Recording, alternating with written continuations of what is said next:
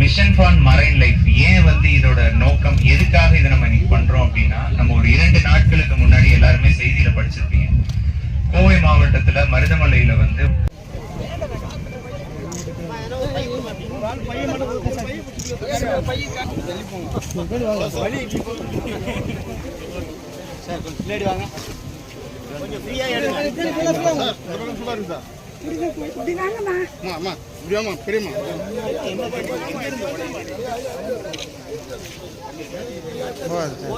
மாண்புமிகு முதலமைச்சர் அவர்களோட அறிவுரைக்கிணங்க நம்ம அனைத்து இடங்களிலும் தூய்மை இயக்கம் நம்ம தமிழ்நாடு ஃபுல்லாக நம்ம அனைத்து மாவட்டங்களிலும் நம்ம செஞ்சுட்டு இருக்கிறோம்.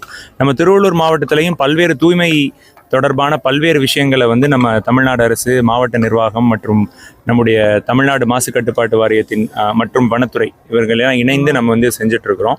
ஒவ்வொரு வாரமும் நம்ம ஒவ்வொரு தீமில் நம்ம செய்வோம். சில வாரங்களில் பப்ளிக் பிளேசஸ், பஸ் ஸ்டாண்ட் அந்த மாதிரி இருக்கிற இடங்களை க்ளீன் பண்ணுவோம். சில வாரங்கள் நம்மளுடைய கவர்மெண்ட் பில்டிங்ஸ், ஸோ அரசு அலுவலகங்களில் உள்ள க்ளீன்லினஸ் பண்ணுவோம். அந்த மாதிரி ஒவ்வொரு வாரமும் பண்ணதில் இந்த வாரம் நம்ம பண்ணுற இடங்கள் என்னென்னா, கடற்கரை மற்றும் கடற்கரை ஓரங்கள் இருக்கிற பகுதிகளில் நம்ம இந்த பிளாஸ்டிக் மற்றும் அனைத்து கழிவுகளையும் க்ளீன் பண்ணி அந்த ஏரியாவை நம்ம சுத்தப்படுத்துறதுக்கான ஒரு தீம் தான் இந்த வாரத்தோட ஒரு நோக்கம்.